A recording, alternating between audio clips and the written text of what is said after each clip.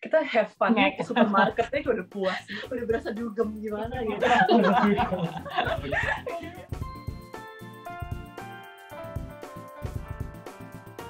Hai guys, welcome back to our channel. Kembali lagi dengan gue Samuel dan ini istri gue Claudia. Kita pasangan suami istri kantoran dengan pengalaman kerja kurang lebih 10 tahun. Gue di bidang HRD, Clau di bidang marketing. Di channel ini kalian akan temukan banyak video-video seputar karir, keuangan, dan adulting yang kita harap bisa menginspirasi kalian. Kalau kalian suka konten-konten seperti ini, welcome untuk subscribe dan nyalain notification-nya supaya minggu depan bisa ketemu kita lagi setiap kali kita upload video yang baru. Dan tidak terasa kita sudah sampai di penghujung tahun 2021 dan ini adalah video kami terakhir di tahun ini. Jadi kami mau mengucapkan terima kasih banyak for all the love and support that we receive throughout the year, throughout this year especially. Dan tahun depan mudah-mudahan kami bisa sharing hal-hal lain yang lebih banyak lagi, yang lebih positif lagi tentunya. Iya, dan kita mengucapin selamat Natal buat teman-teman yang ngerayain dan selamat tahun baru karena video ini akan diupload di tanggal 31 nanti malam ya, tahun baru beberapa jam lagi. Happy early new year dari kita. Selamat tahun baru. Selamat tahun baru. Nah, sebenarnya kenapa kalau kita bikin series Frugal Families Worldwide ini? Karena kita mau teman-teman yang mungkin udah kangen ke luar negeri atau pengen tahu gimana sih rasanya tinggal di luar negeri, terutama kali ini kita ngomongin di Jepang ya, jadi bisa punya gambaran kehidupan di sana gitu. Ya, di Frugal Families Worldwide yang terakhir ini kita udah 2 episode yang lalu kita udah berkunjung ke Jerman, ke rumahnya Ines dan Indra. Lalu kita udah berkunjung ke Amerika Serikat, ke rumahnya Devita. Dan minggu ini kita berkunjung ke Jepang, di mana ada teman kita Stephanie dan Tika di sana. Nah, Stephanie dan Tika ini adalah teman kuliah kita juga. Jadi mereka sama-sama dengan kita kuliah di Jepang dulu. Mereka kakak beradik, dua-duanya kuliah di kampus yang sama. Tikanya datang duluan, kemudian gak berapa lama Stephanie-nya nyusul kuliah. Beda 1 tahun ya? Beda 1 tahun. Jadi Tikanya teman angkatan aku, kalau Stephanie-nya bareng sama Clau ya, kurang lebih semesternya beda-beda sedikit gitu. Nah, setelah lulus mereka decide untuk stay di Jepang dan mereka decide untuk kerja di sana dan membangun keluarga. Tika menikah dengan orang warga negara asing, kalau Stephanie menikah dengan orang Indonesia juga. Oke, Steph dan Tika udah bersama kita. Hai Steph, Tika, boleh dong kenalin diri kalian ke teman-teman? Nah, halo semuanya, nama aku Stephanie. Aku udah dateng, aku adik ya, walaupun lebih gede, tapi banyak yang kira aku kakak, tapi aku adiknya. Aku udah di Jepang dari 2009, jadi udah 10 tahun lah. Lebih dari 10 tahun kira-kira ya. Aku pegawai kantoran, tapi sekarang lagi maternity leave, jadi sekarang lagi nggak kerja. Punya anak 1 cowok, sekarang usianya 1 tahun 3 bulan. Iya, 1 aja anaknya, sama kayak saya sama Claudia. Iya. Halo. Itu aja deh, salam Tika. Ya, namaku Tika. Aku udah datang ke Jepang dari tahun 2008. Terus setelah lulus kuliah langsung kerja di Jepang. Berarti udah 10 tahun lebih sih ya di Jepang ya. Sekarang udah punya anak 2.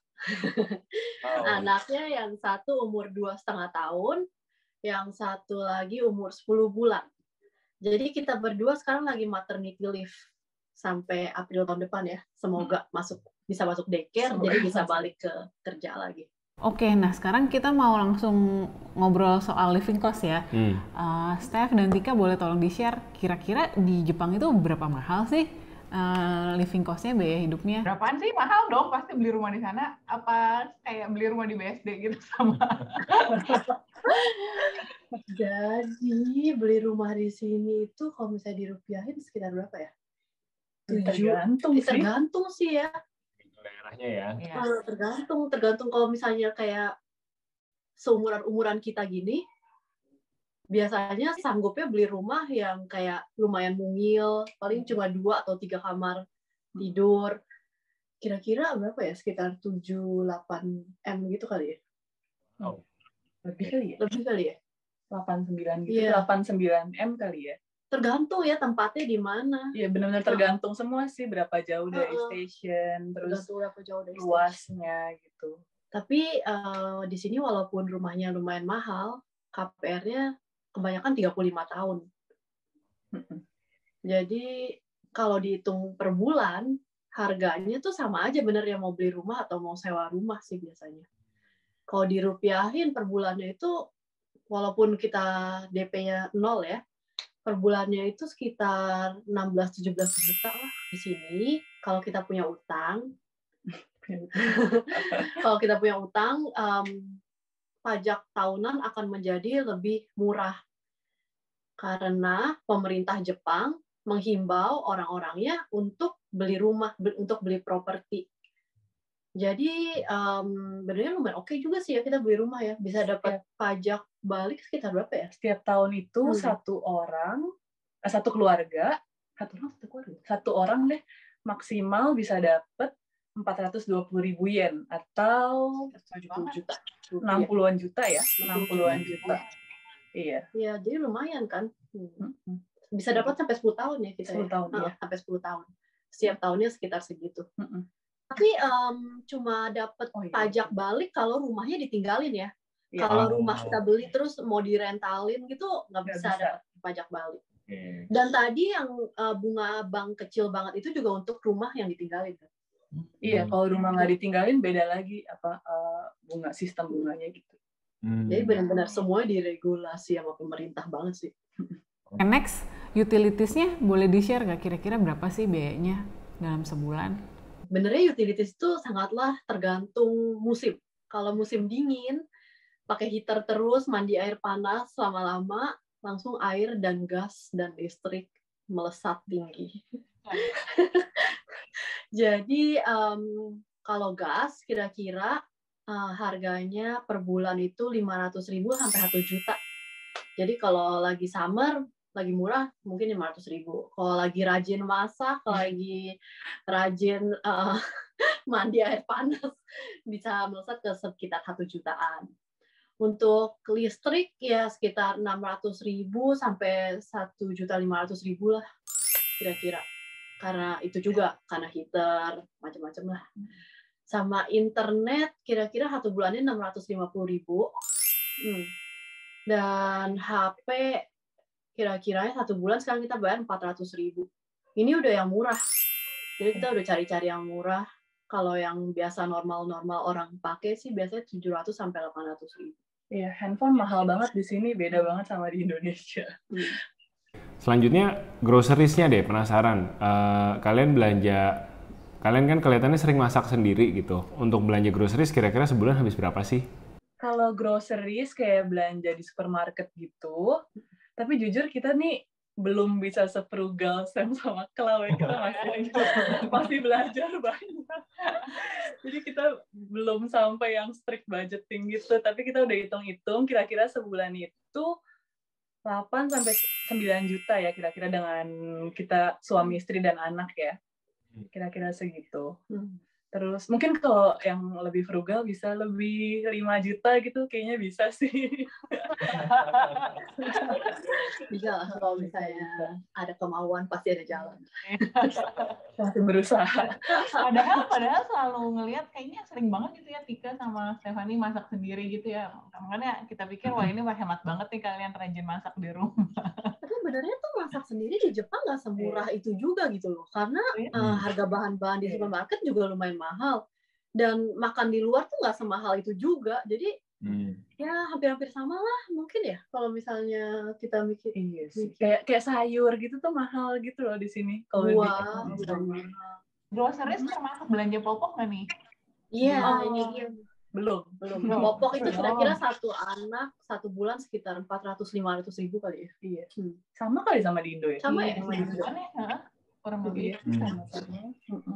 Terus kalau tentang daycare, di Jepang itu karena kita masukin anak ke daycare yang di-authorize sama pemerintah, semua biayanya juga diregulasi sama pemerintah. Jadi biayanya itu seperti subsidi silang antara 3 juta sampai 10 juta per bulan, tergantung dari pendapatan orang tua. Lumayan mahal sih, tapi gimana lagi? Mau nggak mahal? Mau gimana lagi? Kalau misalkan asuransi seperti apa? Karena kita kerja, jadinya itu insurance dari kantor. Kantor yang masuk kita ke insurance. Tapi kalau nggak kerja bisa masuk ke insurance public. Harganya sih sama-sama aja ya per bulannya. Iya. Oke, thank you for sharing, Steph dan Tika. Nah, itu tadi kita kurang lebih udah tahu ya biaya-biaya komponen, biaya-biaya bulanannya untuk tinggal di Jepang. Nah, sekarang tips berhematnya nih, boleh di-share juga nggak gimana caranya biar bisa hidup hemat di Jepang? Kalau supermarket, biasanya yang murah itu beli jumbo pack. Jadi kita beli ayam sekali beli 1 kilo, terus setengah dimasukin freezer, setengah lagi langsung dimasak. Sama kalau ke supermarket malam-malam itu biasanya banyak diskon karena kayak supermarket ini kan ayamnya gitu ada expired date-nya ya, 1 hari atau 2 hari. Nah, yang biasanya udah mau expired tuh biasa di diskon 30%, 50% ya, lumayan juga lah kalau misalnya ke supermarket malam. Jadi kadang-kadang kalau anak udah tidur, titip suami, terus kita langsung kayak kita have fun-nya ke supermarketnya udah puas, udah berasa dugem gimana gitu. Diskon. Iya, kadang-kadang kan kayak aduh udah malam ngapain ya, kita mau have fun ke supermarket gitu. Nenek-nenek banget. Terus ada juga kayak ini baru beberapa tahun kali ya, perusahaannya masih baru banget, namanya Mercari gitu deh kalau di bahasa Indonesianya. Nah, itu tuh app untuk jual barang-barang bekas. Jadi kayak misalnya baju udah nggak kepake, daripada dibuang kan sayang kan, jadi dijual di situ. Atau furniture yang besar atau elektronik gitu, kalau kita udah nggak pakai, nah kalau di Jepang itu buang sampah tuh bayar. Nggak bisa tinggal kasih ke tukang sampah. Terus kalau di Indo kan kalau kasih TV bekas malah dapat duit dikit gitu ya. Kalau di sini dapat kacang. Kalau di sini malah bayar gitu. Jadi kalau kita mau buang TV misalnya, kita harus ke kombini itu apa, convenience store kayak Family Mart gitu. Kita beli tiket apa, Sodaigomi, tiket sampah besar gitu. Nah, kita bayar, kita ambil stikernya, kita tempel di TV-nya, kita taruh di bawah apartemen kita gitu. Nah, karena mahal kalau buang-buang barang gitu, jadi kita bisa jual di app ini gitu, dan lumayan banget. Kayak aku udah pernah jual sepatu, baju, terus barang-barang bayi juga lumayan banget gitu kejual, kayak 1.000 yen, 100.000, 200.000 kan lumayan kan. Bahkan ada teman kantor pernah bilang kayak, gue mas sekarang kalau beli make up udah nggak usah mikir, cobain aja ntar nyampe rumah 1 kali 2 kali, kalau nggak cocok jual aja di Mercari, pasti kejual gitu. Jadi kayak udah sampai segitunya itu app berkembang di Jepang gitu. Itu juga salah satu cara kita untuk mencoba berfrugal living. Oke. Itu Mercari. Oke. Next-nya mungkin ada lagi tips berhemat. Tempat main anak. Tempat main anak itu nggak selalu bayar di sini, banyak yang murah-murah juga, kayak ke taman, ke kayak apa ya? Kayak children center gitu ya. Center yang gratis, yang dari kabupaten setempat. Di-provide sama negara gitu. Anak-anak udah seneng sih main ke sana. Kan mainannya beda-beda sama di rumah kan. Jadi ya seharian sana juga seneng sih. Jadi biasa kalau cerah kita ke taman, kalau misalnya hujan gitu ya, kalau bosan di rumah ke kids center itu. Nah, kalian kan Osin sister ya, semuanya dikerjain sendiri dan nggak pakai maid gitu kan ceritanya. Pasti challenging banget setelah punya anak. Nah, boleh dong diceritain tips-tips atau mungkin suka dukanya membesarkan anak sendiri di Jepang tanpa neni. Kita tidak mencoba untuk menjadi ibu yang sempurna. Kita cuma berusaha untuk gimana ya, untuk survive aja sih. Kayak ya sebenarnya semua orang bisa sih mungkin nggak pakai neni kalau udah terpaksa gitu ya. Jadi ya gimana ya, kita apapun kita nggak mencoba untuk sempurna, kita cuma rumah berantakan dikit ya. Iya, nggak apa-apa. Terus kalau misalnya lagi capek banget, nggak mungkin masak, ya dikasih makanan instan sekali-sekali nggak apa-apa gitu. Pokoknya selama kita tidak menyakiti anak, apa ya kita tetap berusaha untuk menjadi ibu yang baik, tapi ya balance lah, ya, ambil balance-nya. Kadang bisa yang bagus, kalau nggak bisa bagus ya nggak apa-apa. Memaafkan diri sendiri. Jadi penasaran, pengen tinggal di Jepang juga, tentunya pastinya yang nonton gitu ya. Tika sama Sute punya ini nggak? motivasi atau kata-kata pesan-pesan yang mau disampaikan buat teman-teman yang nonton yang mungkin punya mimpi juga pengen tinggal di Jepang?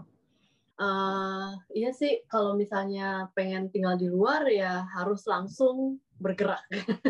Soalnya kenapa? Karena dulu waktu pas gue kecil, gue pernah nanya sama nyokap gue inget, Mami kenapa sih teman-teman Tika kalau misalnya lagi liburan lagi liburan sekolah 1 bulan bilang, aku ke Australia, soalnya ada tanteku yang di Australia, aku ke Amerika, soalnya ada tanteku yang di Amerika. Tapi keluarga kita nggak ada yang tinggal di luar negeri. Sejauh-jauhnya kayak cuma di Manado gitu. Jadi walaupun belum ada keluarga atau siapapun, ya dari nekat aja gitu ke luar negeri juga. Dan membuka jalan untuk teman-teman dan keluarga lainnya. Jadi mulai kalau misalnya yang udah kerja bisa cari-cari lowongan kayak Jepang kan. Ya mungkin sekarang susah sih lagi COVID, cuma kalau lagi normal-normal aja, banyak kok perusahaan Jepang yang nyari-nyari orang luar juga, karena kan orang Jepangnya sendiri kayak Inggrisnya belum semaju negara-negara lain gitu. Atau beasiswa juga banyak. Jadi kalau yang mahasiswa juga bisa browsing-browsing tentang beasiswa gitu. Jadi langsung action aja gitu. Oke, Stephanie, Tika, thank you so much ya buat hari ini udah mau ngobrol-ngobrol, temenin kita berdua. Untuk sharing-sharing pengalaman hidup, biaya hidup di Jepang dan tips-tips berhematnya juga. Enjoy your end holiday with your family ya. Mudah-mudahan kita bisa cepat ketemu lagi, bisa main bareng-bareng lagi ya. COVID-nya bisa selesai, semuanya bisa jalan-jalan lagi. Amin. Amin. Oke guys, itu tadi ngobrol-ngobrol kita sama Steph dan Tika dari Jepang. Gimana kalian punya komen, punya cerita atau mau nanya-nanya, barangkali bisa komen di kolom komentar di bawah. Untuk yang punya pertanyaan agak panjang bisa kirim email ke sini. Sekali lagi kita mau ngucapin happy holidays, selamat liburan, selamat beristirahat. Sampai ketemu lagi di tahun depan dengan video-video yang lebih seru. Jadi sekali lagi kalau kalian belum subscribe, jangan lupa sebelum selesai videonya subscribe dulu di bawah supaya kita bisa ketemu lagi di video-video selanjutnya. Kasih tahu kita juga tahun depan mau dengerin apa, mau dengerin sharing seperti apa dari kita, boleh juga welcome sharing-sharing ide kalian di bawah. Once again, terima kasih banyak buat supportnya di 2021. Berkat kalian, channel kita bertumbuh pesat sekali di 2021. Mudah-mudahan kita bisa ketemu lagi di tahun yang baru dengan lebih fresh dan lebih banyak ide-ide baru lainnya, ide-ide konten lainnya yang tetap bisa menginspirasi kalian. Stay safe dan stay healthy. See you next year. Bye-bye.